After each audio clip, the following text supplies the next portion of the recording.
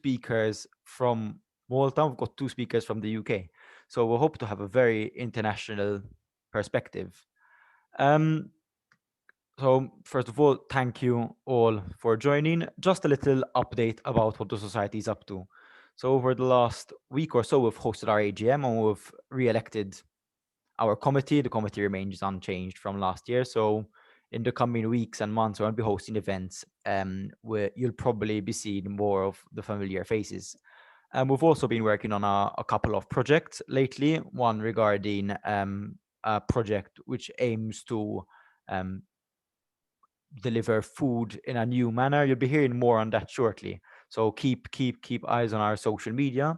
I've got another project going which treats compost bins in Edinburgh. One of our committee members noticed there's an issue with composting and the accessibility to compost bins for students. So we've had one of our committee members doing a lot of precious work on that. Before we get started and hear from our speakers, I wanted to share just a couple of short slides. So this is the cover for the event if it's on our social media. But I've got this slide, which is a map of the world, as you'll be able to tell. There are two stars on there. One is Malta and one is Edinburgh. And it would be great if you could all go to the top of your screen. You've got a settings sort of button, and you can annotate.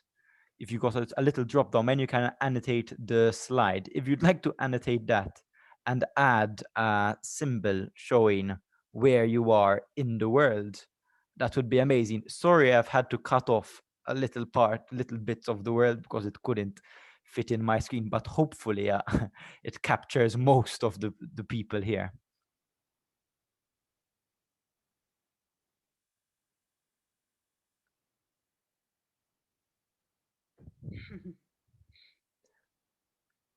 Well, we expect the concentration to be around Edinburgh and around Malta, but again, anyone from anywhere else, we're most glad to have you. Um, as you know, the theme today will be agricultural land and young farmers. And we'll be hearing from the four of our speakers in turn. First, we'll be hearing from Jeanette from Maya, and I'll be hearing from John Sinclair from Craigie's, Malcolm Borch from WWAT TV, and Andrew Barnes. Jeanette, thank you very much for joining us. Would you be happy to kick off? Of course. Thank you, Chandru, for the invitation. It's so nice that you are studying in Edinburgh and we can share such a discussion. And obviously, the people who are invited, I can see that some of them are Maltese and some others are from different parts of the world. Just to introduce myself, my name is Janet Borch, and I've been working in agriculture for quite some years now, and today I will be here wearing the hat of the Malta Youth in Agriculture Foundation, which has been legally set up since 2013. And we do anything possible to encourage young farmers, help young farmers in their endeavors, and try to monitor and liaise with other stakeholders about the current situation. So a lot to say, and I only have 15 minutes, but Chandru will guide me with some questions. Yes, of course. Just to start off with, as a preliminary question, we all know how important agricultural land is. It feeds us, and during the COVID times, we've seen particularly this flurry of attention by the media, by policymakers, and by the public regarding the supply of food. Do you think that agricultural land and the access to it is being given enough importance at the moment, or is it something temporary that we only become conscious of during these moments of crisis? It depends, I think, Chandru, who gives it importance. I think we have a very strong, opinionated general public that it has become more sensitive towards land use issues. In fact, if you go on local portals at the moment, there's a lot being said about land use, about the taking up of agricultural land for new dwellings, roads, especially. And I believe that Malta has gone through a lot of progress. So it's kind of a very tight struggle between progress, and we all wish to see progress, but it seems that it's very difficult to find this fine line. Most of the farmers have seen quite some changes, and agricultural land is always shrinking here in Malta. So food security or not, we have to face the reality that land has become so expensive here in Malta that it is an economic reality. People are selling land to outsiders who are not farmers, with a lot of changes and consequences in rural areas. So yes, I believe that the general public is very sensitive towards land use issues. Farmers are obviously at the center of land use issues. From a policy making point of view, there has been a drive to push agriculture forward. However, the economic pressures and the progress that has been going at a steady state is somewhat creating a disturbance.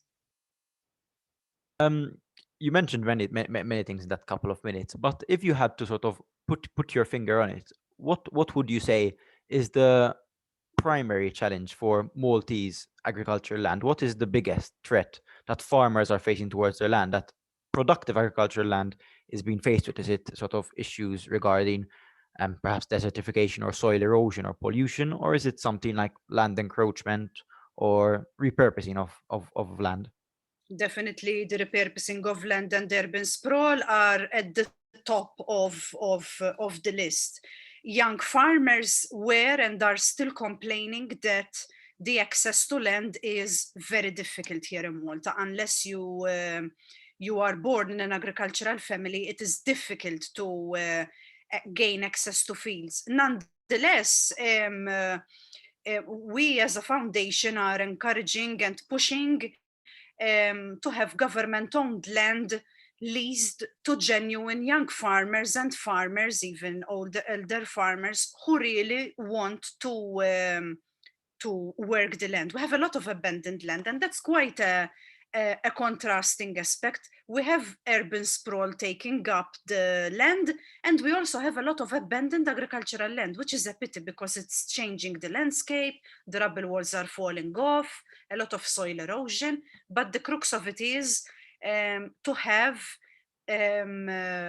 clear action taken towards this abandoned agricultural land, obviously from the policymakers who really can do something about this. I'm not sure who it was, but I think it might have been Charles de Gaulle who said that a nation that cannot feed itself cannot be a great nation.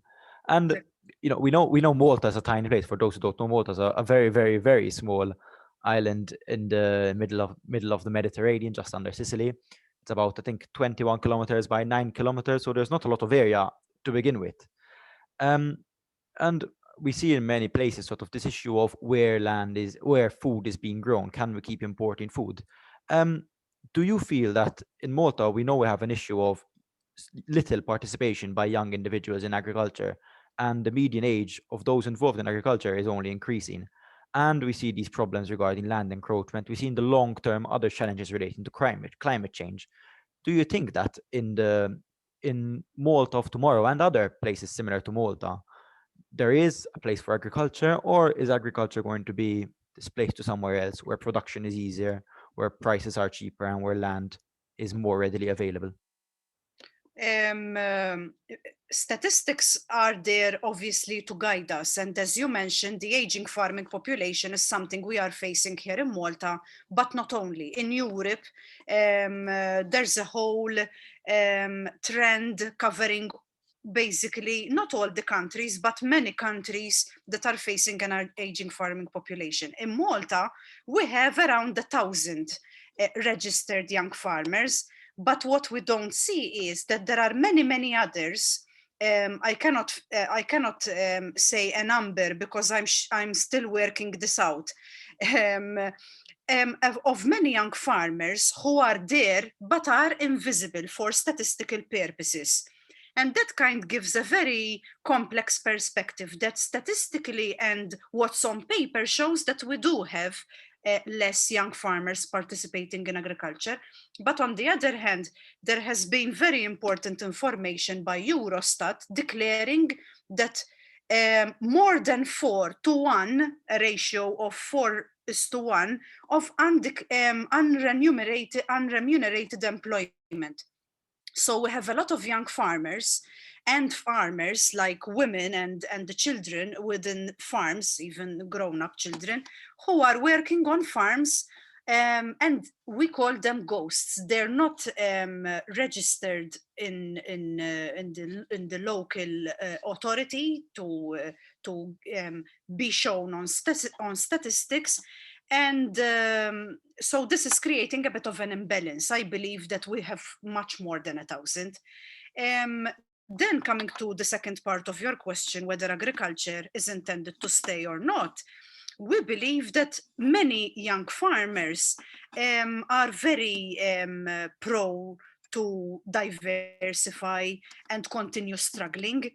And the fact that they diversify means that even income, certification, you mentioned certification, there's a lot more to do. We haven't even scratched the surface of what can be done to make agriculture more profitable. As yet, the fact that young farmers find various stumbling blocks doesn't help. But what I can say is that agriculture as a sector is quite varied. We have crop production, livestock production, processing. There's a lot more room for services like agritourism to establish itself. So I think we need to keep our focus on making money to keep it sustainable. You cannot keep it sustainable if you care for the environmental aspect only. It has to be a very good and healthy mix between making money, preserving the environment and the local variety, land races and breeds, but also pushing the genuine people, the genuine farmers in the right direction. It's a very hopeful answer, and hopefully, Maltese agriculture continues on this bright path. But you are in contact with young farmers in your day-to-day work, in your research. What is the feeling amongst these young individuals who find it perhaps so difficult to become as involved as they like, to have access to this sector, which we know that many young people are struggling to have access to, and when they do, are facing great challenges, both from overseas imports regarding cheaper produce, as well as challenges regarding the weather, as well as challenges regarding the pricing of agricultural Yes. land. What is the Yes. sensation of this, and how is your organization helping these individuals to address these challenges and continue to work on this sector? The feeling is that there is a constant struggle. So if I gave a hopeful answer, even the young farmers are hopeful, and we can feel their struggle because consumers are choosing convenience and price over going to maybe the farmer's market or taking that little extra mile to purchase food from a producer. Even the local butchers, those who are really into selling the local food, are quite in a struggle because foreign imported cheaper food is easier to sell because it's cheaper and you make more profits out of it. So indeed, it is a struggle. And whenever we speak to the supporters cohort and even many other young farmers around Malta and Gozo, one can feel the constant struggle. COVID brought its negative aspects too, some positive aspects as well, like direct sales. But indeed, this uncertainty has led to fluctuations in sales. That is an obvious thing. However, what I can say is that young farmers are also very proactive in looking for information, what's happening abroad, how they can make their product better, how they can present their product better. And I think that offers young farmers a cutting edge over the rest of the farmers because they have a fresher look. They have a fresher mentality, even though they are burdened or they are struggling between a full-time job and their farming activity. They are planning ahead to keep on diversifying. So Yes, we do speak to the young farmers on a regular basis. Our primary aim is moral support, because once you share the problem, you take away a part of the burden. So we are constantly keeping our presence there with young farmers, but even assisting the young farmers through bureaucracy, legal hurdles, tapping into opportunity, sharing information, because what we've noticed is that farmers were very much in a bubble, and thanks to social media now we can share information. And maybe if I see a nice case study that is happening abroad, I can share it, because it's easier to reach young farmers through social media. That sounds excellent. Thank you so much for your answer. Just one final thing, a quick last one. We If you had already to sum ran up out in of one time. one sentence, one thing which you would like to see changed, which would have an impact on the sector and the young people's integration into it in Malta, what would it be? As short as possible. Very difficult to say, because we'd like to see so many changes in the sector, but I think it's um, the takeaway messages are directed towards the policymakers and the authorities, who can do a lot in alleviating issues and struggles such as food fraud, these land use issues that we mentioned. And the message towards the young farmers is definitely that they seek help, and that they feel that they are part of a network, not just locally, but even a European network of young farmers that are struggling with the same issues. And obviously, the last message would be for the general public to become more aware about the struggles that local agriculture is facing, because it's all about the food we eat, the local food we eat, which is, in our opinion, tasty, and it's a pity if we would lose it and depend on only on the foreign produce that we can get from elsewhere. That's my takeaway message. Thank you very much, Janet. Thank you. Um, to move on to John, thank you very much for your time and being able to join us. You mentioned that you don't work yourself as a farmer. People come onto the farm and pick produce themselves. Um, is that a sign of sort of what's to come for agriculture? For agriculture, are people increasingly interested in where their food is coming from, what's happening to it, or would you say you are a particular farm in what you do and how you approach agriculture? Well, thank you, and thank you for inviting an old farmer in to speak to you today. Yeah, I still do farm. The farming element of our business probably only accounts for about 5% of our income. The majority of our income comes from bringing members of the public onto the farm to pick their own fruit, to shop in our shop, or to use a cafe. So you were West Craigie Farm. We're a tenanted farm, so it's been in the family since 1800s, and we're tenants of Lord Rosebery. So we're a 100-hectare, 250-acre farm just on the outskirts of Edinburgh, which, from the 1980s, it became quite clear that the farm was going to be too small to sustain a living for my father and myself farming it conventionally. So that's when we started growing soft fruit and trying to retail as much of our produce direct to the public as we could. And I suppose it's in the last sort of 20 years where that's really kind of taken off and really boomed. And now we welcome probably about 300,000 visitors to the farm each year.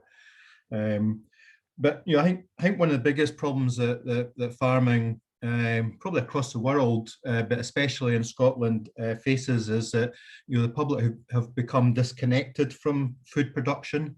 If you go back 20, 30 years ago, everyone would have had a member of their family that was involved on a farm, whether it be helping with the harvest of potatoes, soft fruit, or just helping at the weekend, just to help with care of the livestock. but through sort of mechanization, farms have got bigger and bigger, and they're not really a kind of environment that you can kind of bring unskilled people onto. So there has become a real disconnect from how food is produced, and I think as a result of that, it's led to a lot of problems in society.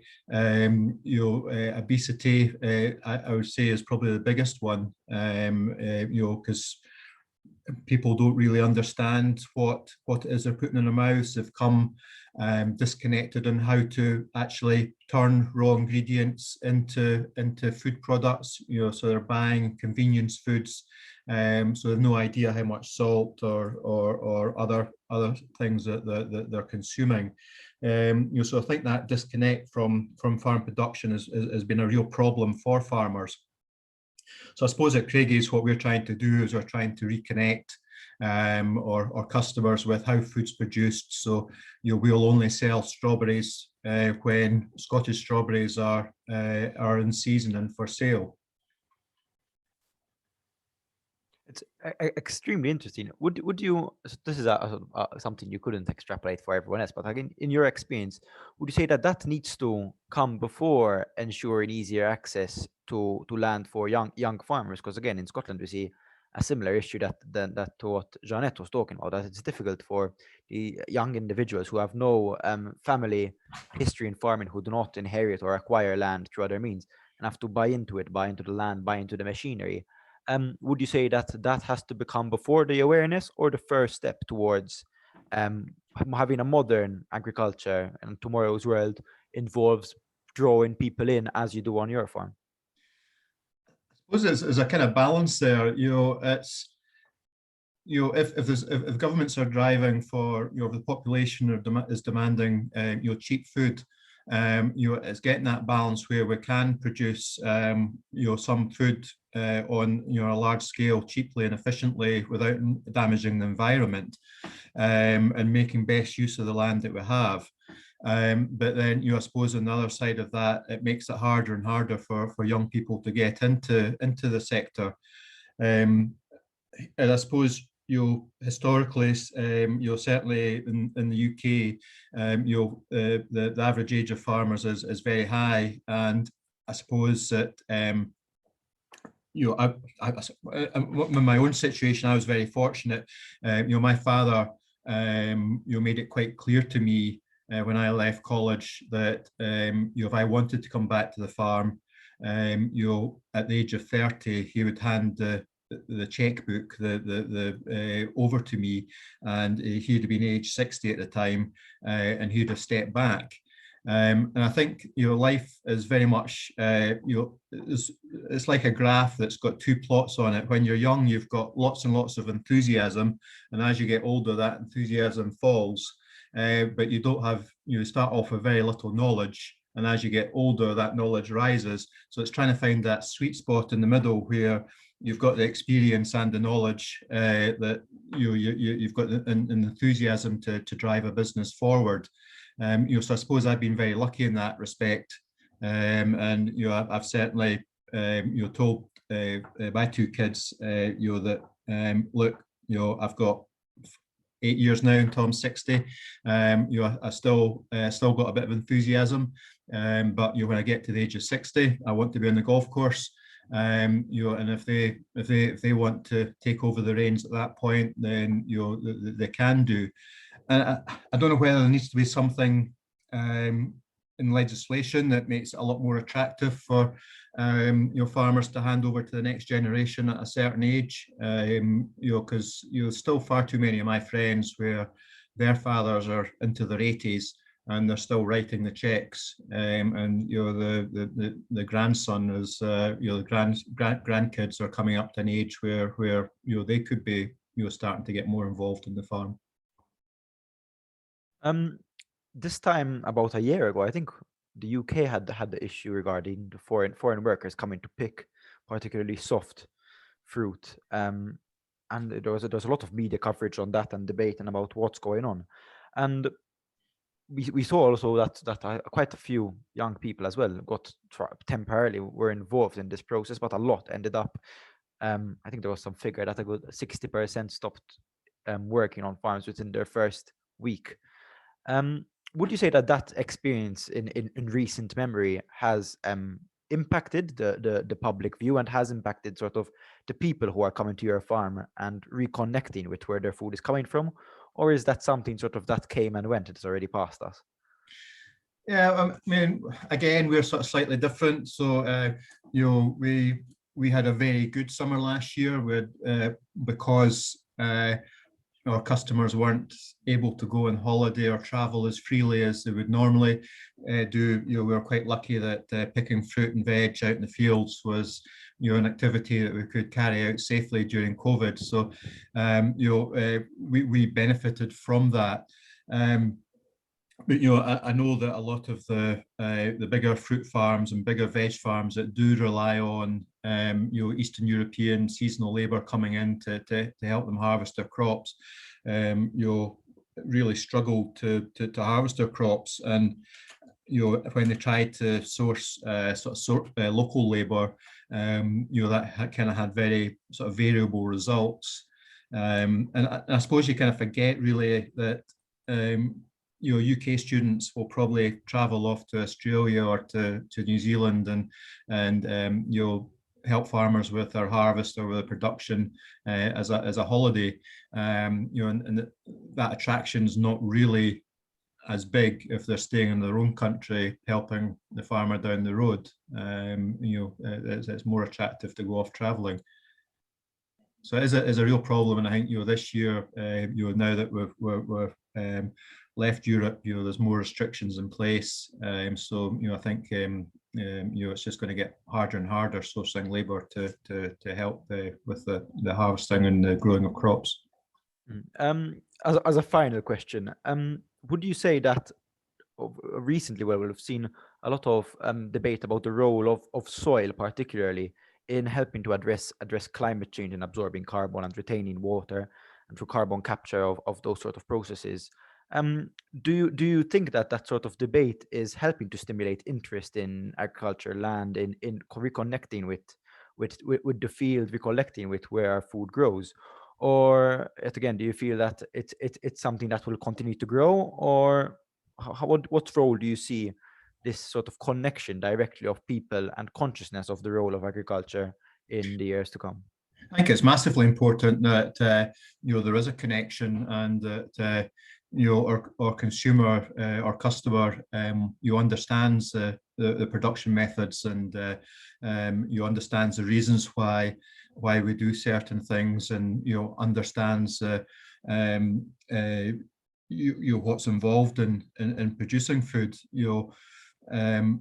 And I think, as I said at the start, that disconnect has been one of our biggest problems. I can remember at the age of 14 being taken to a slaughterhouse to see some sheep being prepared for going onto the shop shelf, and not a nice place to go, but understood, and I could accept that, and I'm quite happy to eat meat as a result. And I think that should be,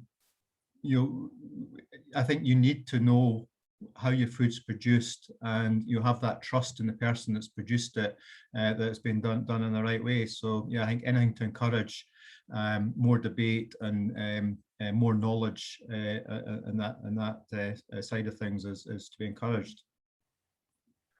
Thank you very much, John. Malcolm, if I could move on to yourself. Thank Sure. you very much for finding the time to join us. Hello, Chandra. Thank you for the invite. Pleasure having you. We've just seen Jeanette and John speaking a lot about the connection that people have with food and where it's coming from. How would you say that issue relates to the Maltese circumstance, and particularly the people making the big calls? Because it seems of late that there's been quite a lot of encroachment on agricultural land, and recently there's been a sort of resurgence in its consciousness due to COVID and due to other measures announced by government. How would you say that this sort of dynamic of the relation between people, producers, and food is playing out in our country? Okay, so I think that to answer your question, Chandru, I'd like to make reference to what the Minister of Finance said a few weeks ago, when he said that when the pandemic started, he was shocked that Malta could end up without food because of our reliance on imported produce and due to the uncertainties that there were in the ports from where we got the food. It was a real possibility that we could have ended up without food. Now, this says a lot about the situation and the dynamics that you referred to, Chandru, of our food consumption and production in Malta. I'd like to say that we have a bit of a schizophrenic food consumption trend. The reason being is that, first of all, we do not have a Mediterranean diet. Due to our British colonization for 100 years, we have a very British cuisine, which is not exactly what our producers can produce. Okay, so that is something that makes our diet a little bit schizophrenic.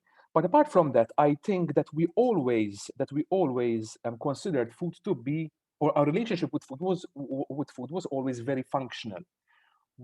Because I think it's also because of our history. We are a country of of having one siege, one war after the other. So food was always considered as an item for survival.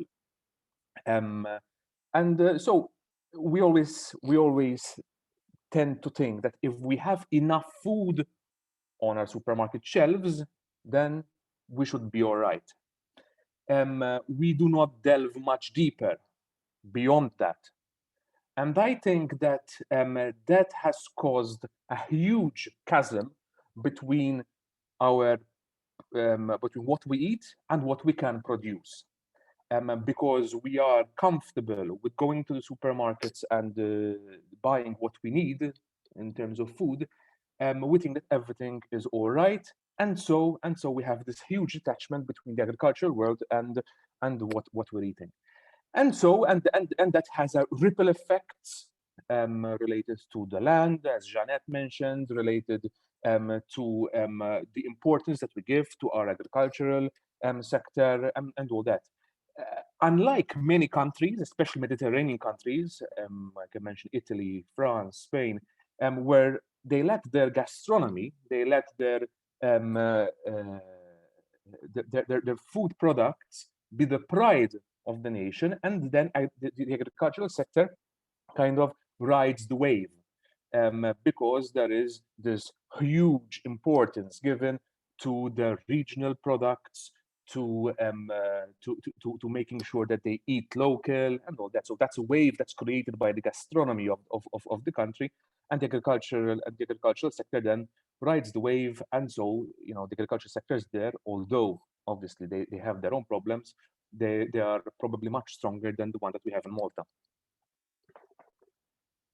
Very, very interesting answer. I think as you pointed out some elements of Maltese history, I think which are very easy to overlook and sort of forget that they play so significantly in what you do today. I also wanted to ask you, the organization you represent has been speaking a lot in the media about what needs to be done to improve the agricultural sector.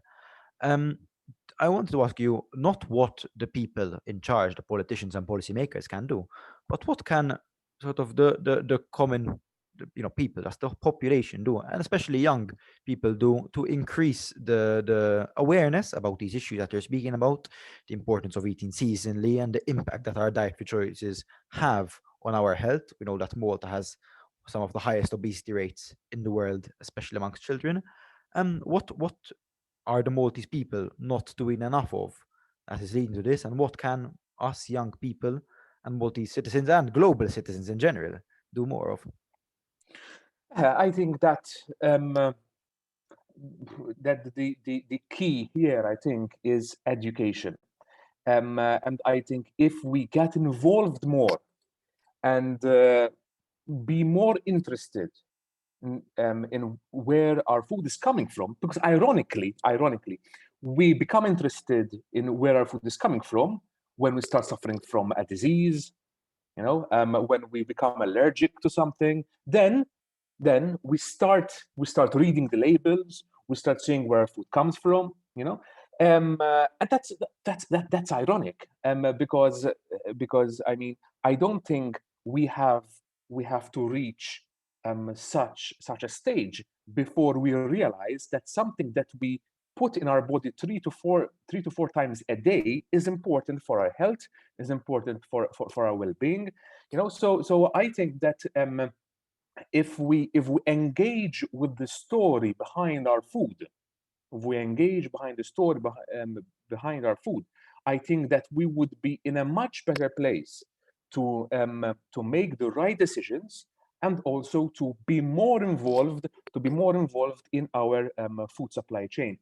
There is a quote that I like. I don't know if I'm quoting it well, but it says, "Eating is an agricultural act," and it definitely is. And I think when people start realizing that it is, then we start paying more attention to it. Now, with the rise of vegetarianism and veganism and all that, it is a kind of it is like a subset of what I'm talking about, because the vegetarianism and veganism is rising due to people giving more importance toward to what they're eating, and having issues with with aspects of some of their food. So so I think that that vegetarianism and veganism is something that is shedding a light, or that is proving that people are engaging a bit more with the food that they're eating. Obviously, whether we agree with it or not, that's another story. But I think it's positive that people, especially young people, are thinking more, and are realizing that food does not grow on supermarket shelves. Having said that, the urbanization and the fact that we spend most of our time in cities, in offices, in closed spaces, that has a deep impact on our education and on our awareness of where our food comes from. So that is something that we also have to keep in mind. Thank you for that. Another question. Recently we've been having a lot of about I think a year ago it was, when there were the protests regarding the plan in Malta to take some agricultural land and repurpose it for waste processing.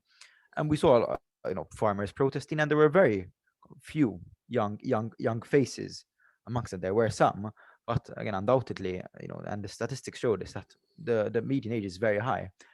Again, these trends of veganism, vegetarianism are very popular, perhaps more prevalent amongst younger individuals, perhaps even students.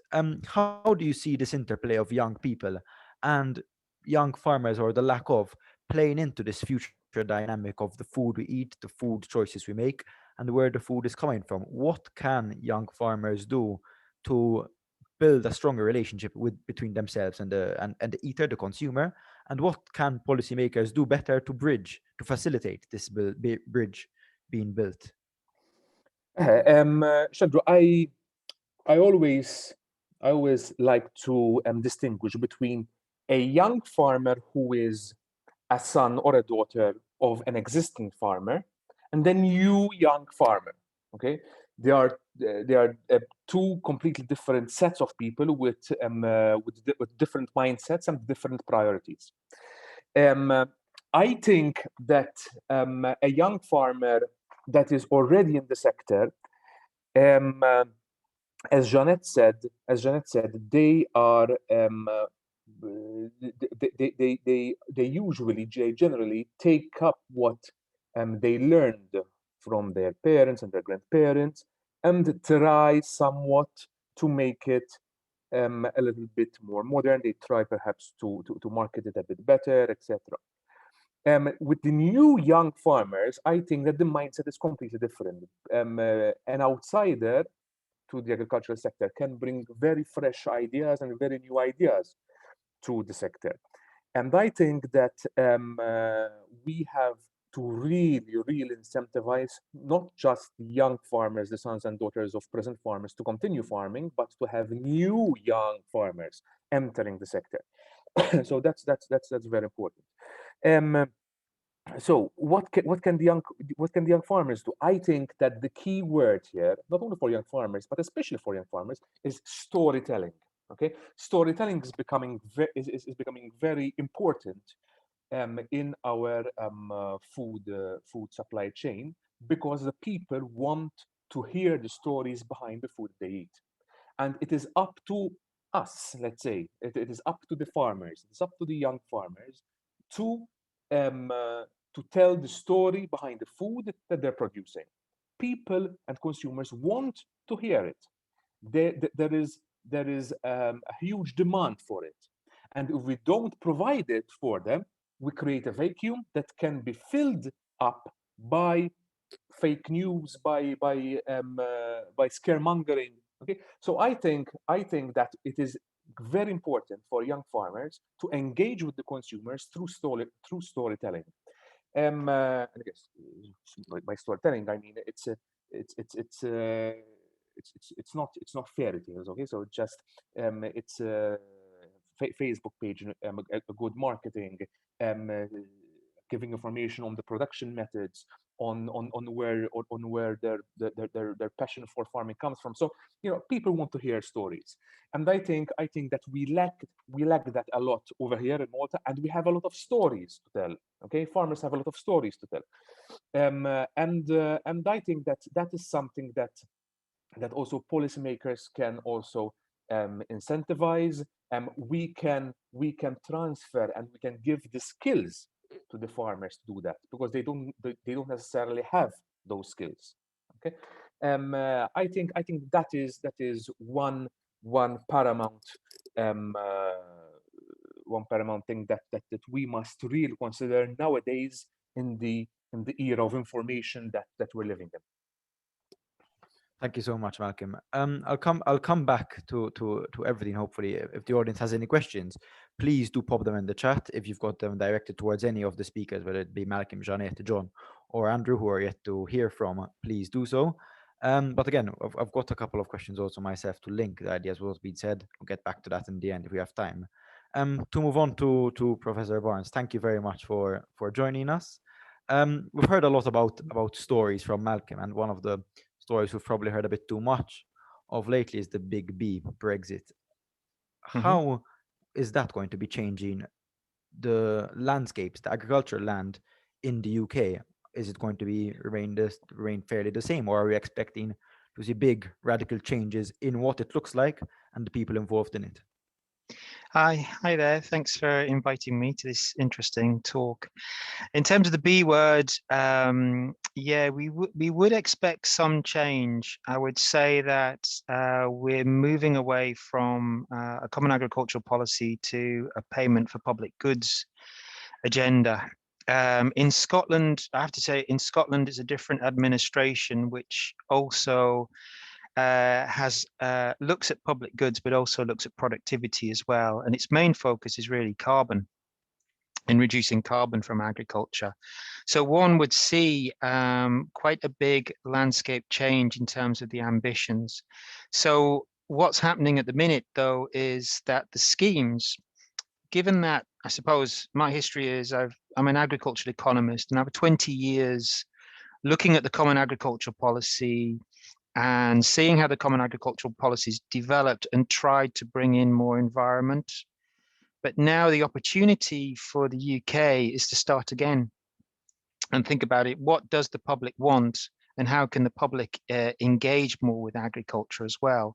So the shift is towards more sort of ecological approaches, focuses on soil, and more sustainable livestock production.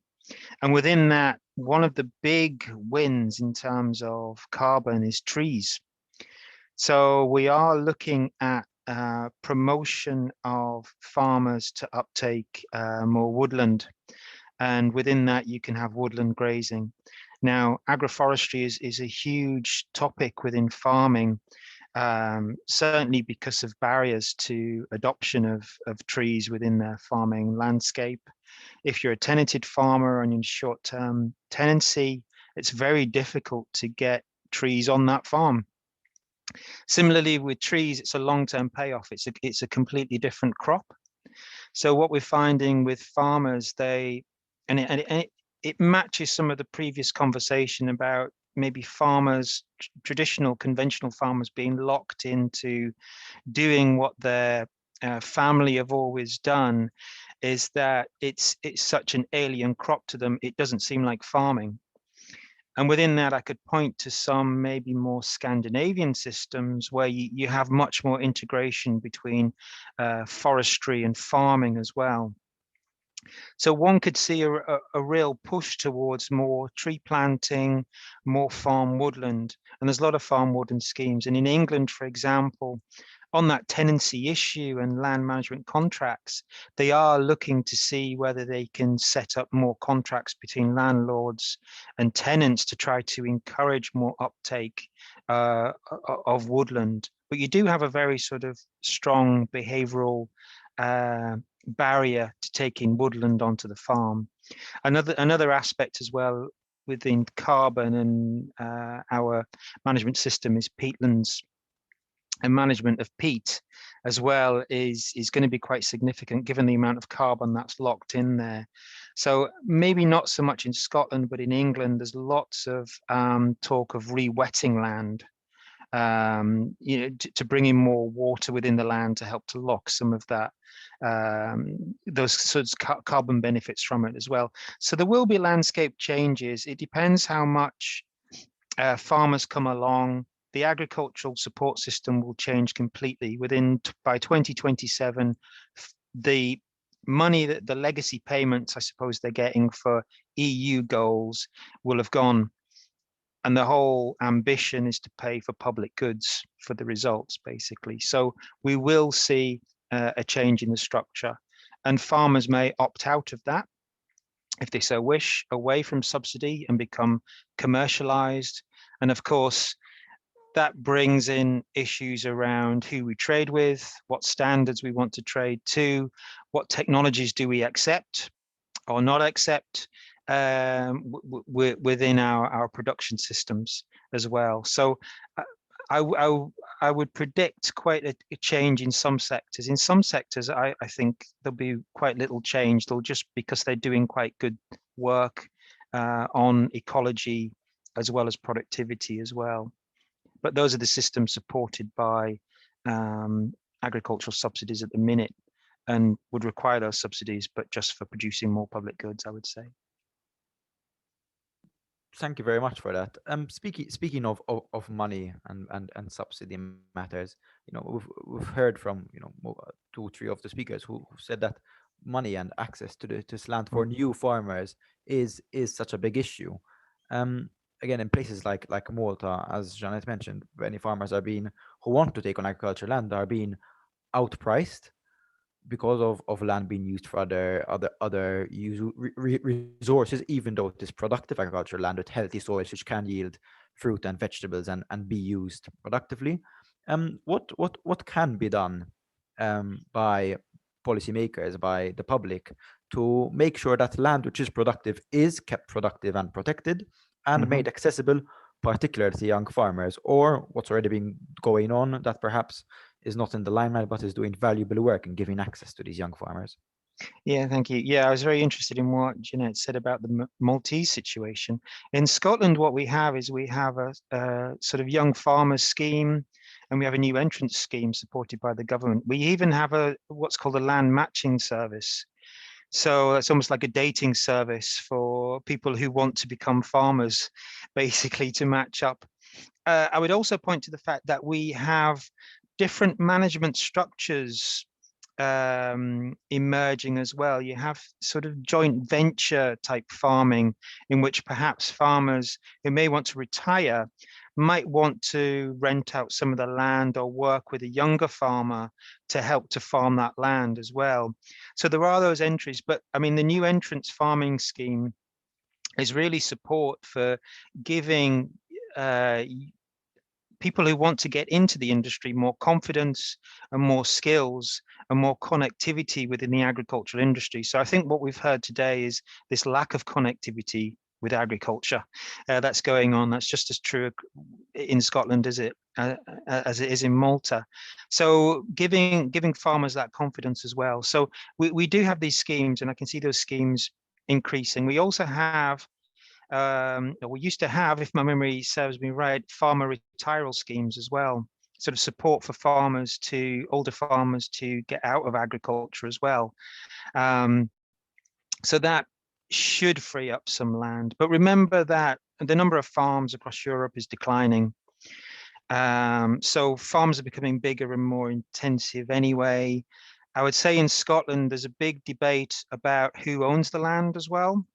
We have lots of foreign investors who see not farming as a very productive crop, but things like shooting game or deer, for example.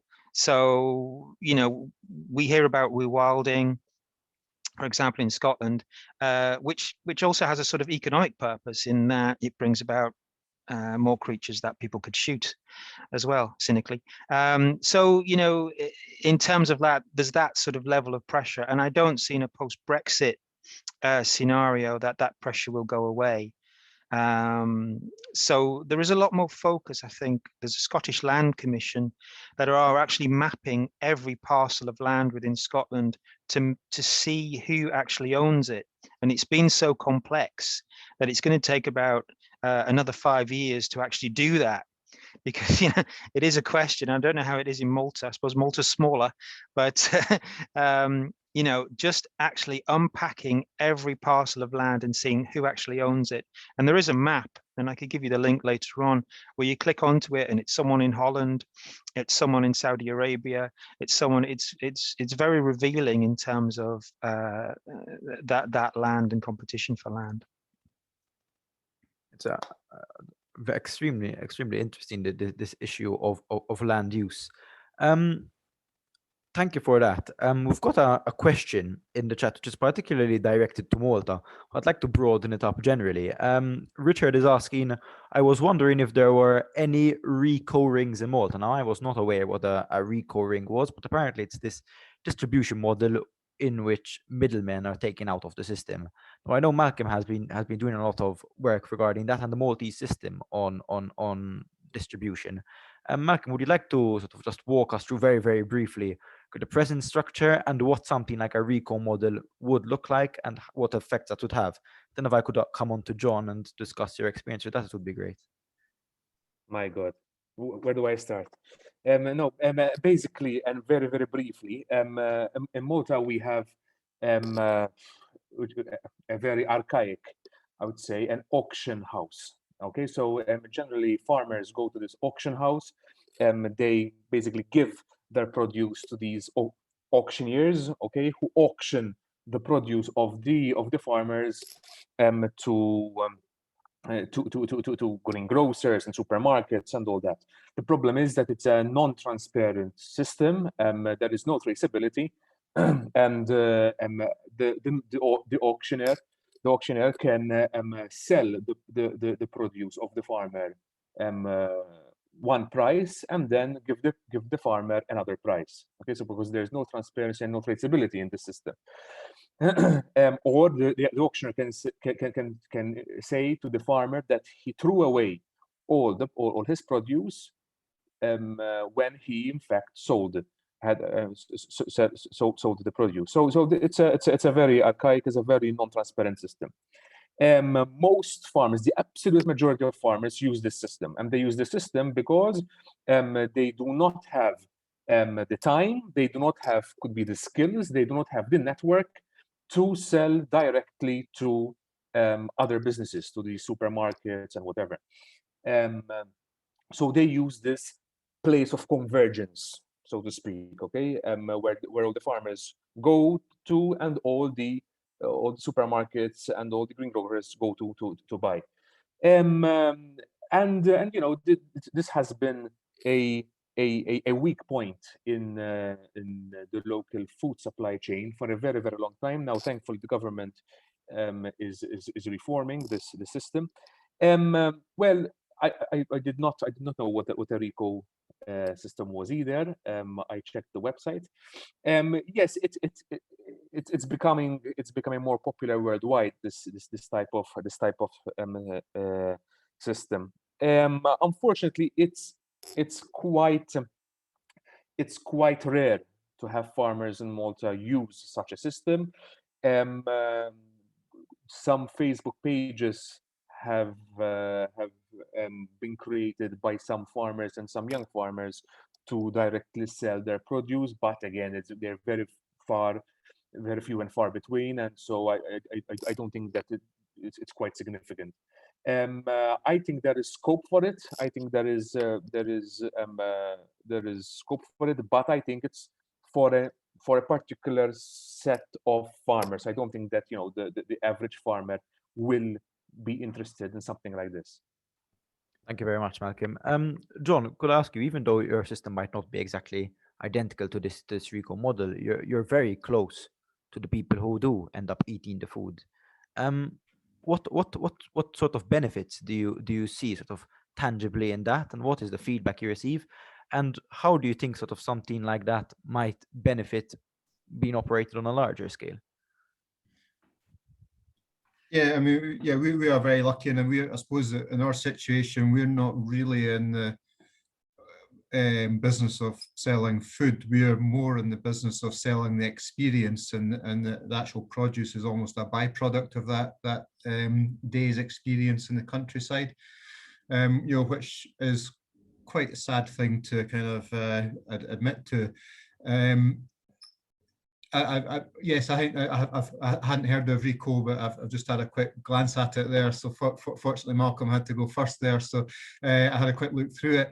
Yeah, it sounds great, but again, I think that the big problem here is that you know, supermarkets have made food very convenient, and you know, the consumer doesn't want to spend much. I can't remember what the figures are, but the amount spent in food is massively less than what it was 40, 50 years ago of the family income. You know, they don't want to spend much on food. They want to be able to go and do their food shopping really quickly. They don't want it to eat into a big part of their day. You know, so I suppose it is all about convenience. I suppose if they are ordering this online and then it's getting delivered to their door, then you know, I suppose that brings the convenience element of it. Yeah, I think it's, you know, there's a lot of kind of attitudes that need to be changed before you know, projects like this I think would become mainstream. Thank you very much for that, John. We've got another question in the chat from Julian. He's asking, from a global South point of view, land rights and skills development for young farmers is abysmal. I see that there are parallels in terms of access. What should government intervene, or is there or are certain countries limited to always importing? Now, Jeanette, you touched on this before, sort of the role of imports to countries like Malta and to, you know, certain countries in the global South. How does those imports impact young farmers and young individuals in general with regards to how they approach themselves, the future of agriculture, what food means to them, and what can be done about that? After that, I'd like to sort of come to Andrew, if that's okay. Chandru, definitely imports are impacting the system because we are an island and we are literally flooded with imports, and cheap imports, even from European countries, eggs from Spain, vegetables from Sicily, and even from Tunisia. So it's not just EU countries, it's even third countries. But what I can say, tying into what Malcolm said and the archaic system we have in the local fruit and vegetable market, we are closely monitoring young farmers, and we are seeing a trend that young farmers who are willing, young farmers are more willing to go out of the system and have been working quite hard to work on their direct sales. In fact, Malcolm mentioned that the majority are really bound to this archaic system, but there are quite a number of young farmers and families who are setting up their own marketing channels so that they have a closer and a shorter food chain, a closer relationship with their customers. And from the feedback I had, it's very positive. It's harder because obviously it's easier and convenient for the farmer to go and just take the products to the local market. However, we've been helping the young farmers, and we've been telling them, no pain, no gain. You have to go through pain to gain a clientele, sell to grocery shops and maybe to restaurants. And that's why there needs to be more networking and more mentoring, giving young farmers the tools. Definitely imported products are well packaged, well priced, if not cheaper, but the quality is not the same. There are some products that you can't really tell whether it's a Sicilian fruit or Maltese, but when it comes to meat and many other local vegetables, someone who has an eye to distinguish the local product will distinguish the local product. Whether the consumers are appreciating this, as Malcolm said, or recognizing the importance, unless they have some sort of health problems, yes, we need to educate the consumer that it's not just an economic decision that you spend a few euros more on your meat and vegetables to know what's in it. I really enjoyed what John said, because on-farm sales are still limited, and it's a possibility that everyone can do. I mean, we have a farmer's market, but we have many other farmers who are willing to sell directly. Nonetheless, so that they set up a farm shop and maybe a little cafeteria, they go to hell and back with permits and whatnot. This is what we need to improve here in Malta, that we know that it's possible, so that we can bridge the farmer to the consumer. And we need more help in this, help not just in educating the young farmers, but also the general public and the authorities that give the go-ahead for such little projects to happen. But well done. I enjoyed John talking. It's a learning experience to listen to you and Professor Barnes, because we learn, especially for this RICO rings, we constantly learn about what happens in other countries. And this land mapping, what I also wanted to say is that Malta is lagging behind in this land identification system. Our system is not digital and very painful for the farmer. We have a lands department that has been at the core of complaints that many farmers do. And digitization is something that would be really something that puts us in the right direction. We have old maps, newer maps, digitized maps from the environmental authorities, but no integrated layers through GIS that can layer things up. So I think ownership in this is quite, especially government-owned land. It could help us. Thank you, Professor Barnes, for highlighting it. I've said enough, sorry. Thank you very much. Yes, Professor Barnes, over to you. Yeah, thank you. Well, firstly, that's a project. That's maybe your 4th year project, Andrew, to map Malta. Yeah, I mean, I suppose Scotland has. I follow on what Malcolm was saying as well about culture. Scotland has a paradox in that it produces really high quality food, but it exports quite a lot of it.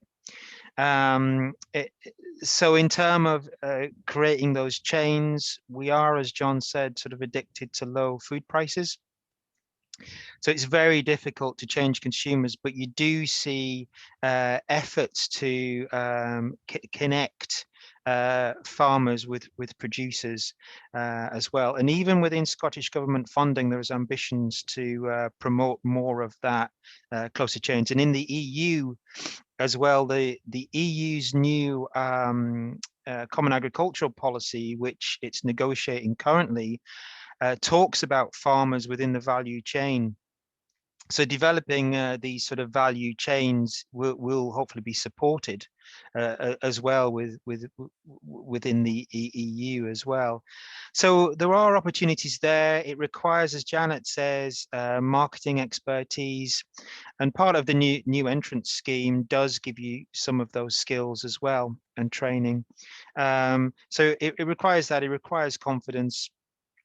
An investment as well. So you see, but you also see initiatives such as the Fife Diet, which some of you may be aware of, which is trying to promote local eating.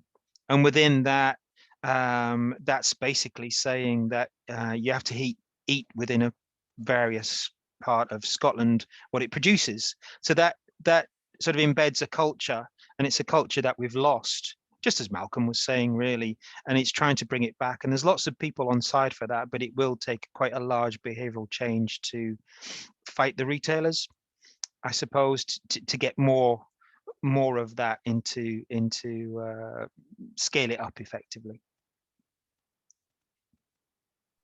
Thank you very much, Andrew. If anyone would like to jump in or add any comments, please just do. We've just got another question in the chat. Do you feel that large supermarket chains should get more involved, like Tesco has, just to try and add value to the young farmers? This is perhaps a question for everyone, for Andrew and John, who are more familiar with Tesco and Malta. We don't have Tesco. We do have some Tesco products, I think, coming in. But the role of supermarkets and of retailers perhaps is less prevalent in Malta. If we could start with the UK circumstance, Andrew and John, and then move on to how that relates to Malta, that would be excellent. Yeah, I'm sure John will have some interesting thoughts on that. Well, I think yes, it should. There have been initiatives as well in the past, and retailers like Aldi as well work closely with local producers as well. So there are initiatives as well. I think one thing that I found today, oddly, was in Austria. Austria seems very progressive in terms of more sort of ecological products. And Spar, which is an Austrian supermarket, had this initiative called Healthy Soils, Healthy Food. And it was labeling the food, so you can see the carrots with this thing. So it's actually really connecting healthy eating as well. So I think that aspect of labeling as well is critically important for the farmer to be recognized that they're going above and beyond a baseline of practice, to be rewarded for that as well. So there are initiatives. It tends to, I suppose, the relationship, John can tell you, the relationship between the producer and the buyer has to develop over long term, and sometimes that buyer changes, sometimes things go wrong. So it's all about trust within that supply chain as well, which affects confidence and production as well. So yes, more of it. And there are initiatives from the private sector as well. It's just longevity within those programs that I think you could look at the history of them and how they've failed, really. Sorry, John. It's all right. Yeah, I mean, I would totally agree. I think supermarkets have a massive responsibility, and they're the ones that have delivered really successfully cheap food to consumers. So I think they absolutely have a responsibility to to help the things that have kind of broken down, the things that are not working in the system. I believe that in France it's illegal to for supermarkets to buy products from producers for less than the cost of production. Whereas in the UK, supermarkets will quite happily hold farmers over the barrel and pay less in production, or just production plus a very small percentage. And I think that's kind of devalued the produce and the commodity. So I think relationships are getting better between producers and supermarkets, but I think there's still a long way to go. And I think that there should be more legislation put in place to put more an onus onto them. Thank you very much. Yes, about on the Maltese side, perhaps the circumstances is quite different. I'm not quite sure myself how the relationship between the producers and the farmers and retailers maps out. Perhaps Malcolm and Jeanette, you could talk about a tiny bit about that sort of relationship and how it affects young new farmers in particular. Go ahead, Malcolm, please. Okay. No, just something very short from my end. Some weeks ago, the organization that I represent, we issued a press release asking supermarkets to buy more from local farmers. The reason being that I won't say most of them, but a good number of them don't. And we have been lobbying supermarkets and purchasing managers in supermarkets to buy local products for a very long time, but with very little success. There are various reasons, price being one of them, standardization being another reason. The supermarket generally, especially international supermarkets, they want everything standardized, certified in a certain way, etc. So I think that, as John said, I think they do have a huge responsibility to connect more with the producers and to realize that they exist within a context. And I think that that supermarkets in Malta, especially international supermarkets, and by international supermarkets, I am mostly referring to Lidl, which is I think the major supermarket, international supermarket in Malta. I think they do have a great responsibility to engage with producers more and to appreciate that their support and their engagement with the producers will go a long way into supporting farmers and the agricultural sector. I agree with Malcolm that large chains like Lidl are so profit-oriented that their cheap produce they import, and the standardization and even convenience, because we have a little supermarket around every corner. So people are buying from these. And when we ask the consumers, why do you buy from a supermarket rather than, it's time. We have the lifestyle is so busy that the convenience is really a key to consumer choices. Nonetheless, there are a few supermarkets who buy local produce. Some of them buy through this system that Malcolm elaborated about. But I think the farmers also need to step up their beat in terms of packaging and grading, and even the consumers are the major driving force. So if we don't educate the consumers so that when they go to a supermarket, they ask for local, we won't see this change. I mean, personally, I go to supermarkets and it's my habit to really scan their shelves to see what they are offering. And when I ask, for example, at their meat counter, do you have local Maltese sausages? Oh, I'm sorry, they're from Italy. I mean, they are creating a disservice for a community because although they are selling items that are okay in price and in quality, but the local aspect, if there is a need from consumers, there will be a supply. So the community and the general public are surely a driving force, and we want to see this economic impact through the consumers, knowing what a local product is, what it looks like, the advantages, the health aspects. So definitely supermarkets, we need to get our forces together and really give them a good shake in why they should buy local and the people to ask for such products. I've got just on that, I've got a nice story. My father always used to, on a Sunday morning, as part of his entertainment, he would go to the local supermarket for no other reason than to go up to the butcher counter and ask for a kilo of sliced bacon. And as the butcher was quite happily slicing the bacon, he would, as he was getting to the last slice, he would ask him, "It is British, isn't it?" Knowing the answer would be, "No, it's Danish or Dutch or something." So no, I don't want it. He just walk back out again. So unless more people start doing that, then they'll continue Exactly. to. But we used to supply strawberries to the local Sainsbury's, and the supermarkets, they love the kind of that getting on the local bandwagon and using it to promote the products.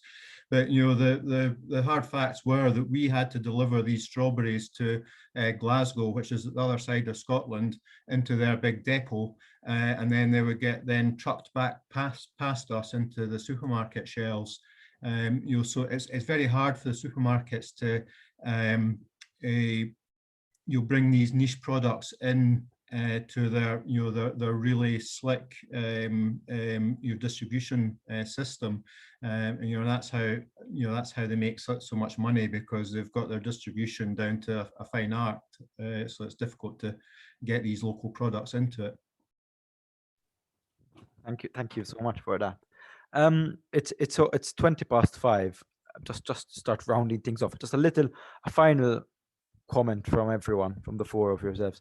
Just a final message, a final note, even particularly useful if it's something that people who have attended this call could go home with and think about or do.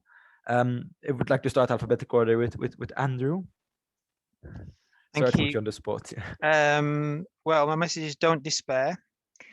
I think what I'm seeing is a real sea change in policy, an awareness towards where farmers sit and the pressures that they have, and a push towards more environmental approaches and rewarding farmers properly for those approaches as well. So an attack which includes young farmers, which includes farmers within the value chain getting a return for what they do, but also a promotion of the environment. And that seems to be the direction of travel for the next 10 years. So I want to end on a positive. Thank you. Thank you very much. Jeanette? You're muted. Yes, I just Sorry. took it off. First of all, thank you for this opportunity. It's been a learning experience from my end, and I'm glad that we had quite a good number of attendees. There's such a lot to know. There's so much networking to do. And I think the only message, because we've already said a lot about food, is for young people, students and young farmers to be thirsty for this knowledge. The more we know, the better it is. And knowledge equips us to fight the challenges we're going through. That's my takeaway message. Thank you very much, Janet. Thank you. John? Yeah, I think it's don't be disheartened. There's always going to be opportunities. You might just need to kind of think out the box a little bit and look at doing things differently. I think farmers are the worst for doing things a certain way, because it's always been. Just look at it through a different set of glasses, and just try and think of and look at the opportunities. There's still plenty of opportunities there. Thank you so much. Yeah. Malcolm, if you'd like to add anything else? No, one last point. So the theme of this event was the fields and youth in agriculture, and I just would like to touch on something that we haven't discussed too much, which is governance.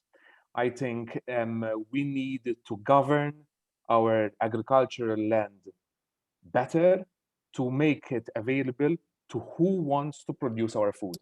And I think unless we have the courage to govern and make even unpopular decisions, to give or to trust the land in the hands of people that want to produce our food and that have the competence and that have the will to produce our food, I think that we would be doing a disservice to society, and would surely not be encouraging young people to enter the agricultural sector. Thank you so much for that. Unless anyone has anything else to add, we'll wrap it up there. Thank you to all four of you, to Professor Barnes, to Malcolm, to Janet, and John, for taking the time to join us and share your thoughts and experiences with all of us. Thank you to everyone who's joined this call. I think we peaked at about 25 attendees. And again, please do follow the society on Facebook, on Twitter, on Instagram, as well as the respective organizations. So WW.TV, I know, is on Facebook. I know that so is Maya, and I'm sure Craigie's is too. So do please give them a follow, and we hope to organize a lot more of these in the coming weeks and months and over the next academic year as well.